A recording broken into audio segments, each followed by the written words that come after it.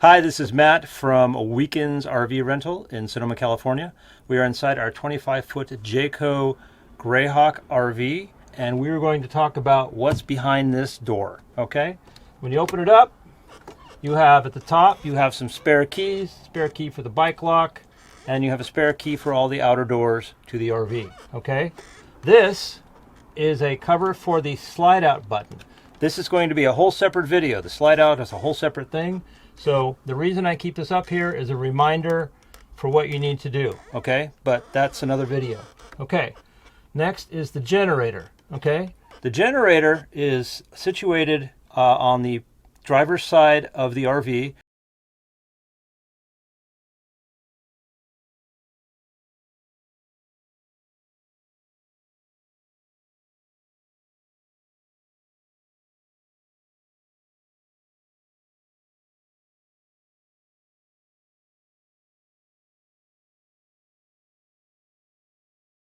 It will be fueled and ready to go as soon as you arrive. What you do need to know about is how to start it, okay? So over here, there is a rocker switch, start and stop. So if I push it, bingo, fires right up. If for some reason, let's say I haven't used it in a while and the gas hasn't made it to the carburetor and you push it, don't push it for more than 5 seconds. Stop, take a breath, push it again. It's never not started on the second try. Okay, so, and this is important about a generator, is that similar to a car, you don't want to start it while the car's in drive, right? You want to start it in neutral. You never want to run a generator with your appliances on. You want to make sure all of your appliances are off, start the generator, let it run for a couple of minutes, let it warm up, then start turning everything on, okay? Whatever is powered by the electrical cord can be run by the generator, which also charges the batteries as well. Very handy. If you're boondocking, you absolutely, it's a must, especially for air conditioning. If you're plugged in at an RV park, you probably will never need the generator because all the power you'll ever need will come out of the electrical box from the RV, okay?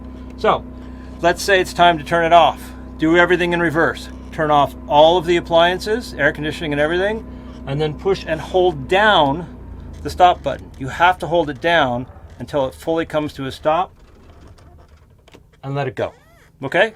That's that. Now, these are the tank levels and the battery levels. You push that, and it tells you the level of everything. Okay, so the batteries are full. Freshwater tank is close to empty. I usually keep it empty until I'm ready to drive.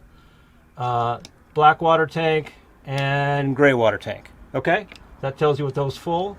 This is the water pump. So if you have on a 12-volt system, you have a water pump. If you're not using city pressure, which we'll cover later in another video of how to hook up your hose to the city pressure if you're in an RV park, then you'll use your water pump.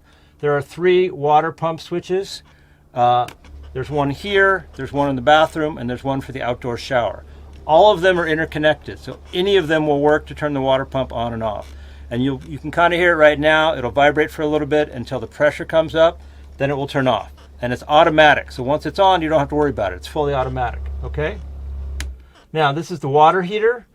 The water heater runs on both propane and it runs electric. So if you're in an RV park and you're plugged in, turn on the electric water heater and just leave it on. You'll have hot water during your whole trip. It's got a thermostat, it will regulate itself. You definitely want to use electric over propane if you're plugged in because you have an unlimited amount of electricity you can use for free at the RV park, so use it, okay? If you are boondocking, you want to make sure your propane tank is on and then push the LP gas and that will run the hot water heater as well. You can't hear it.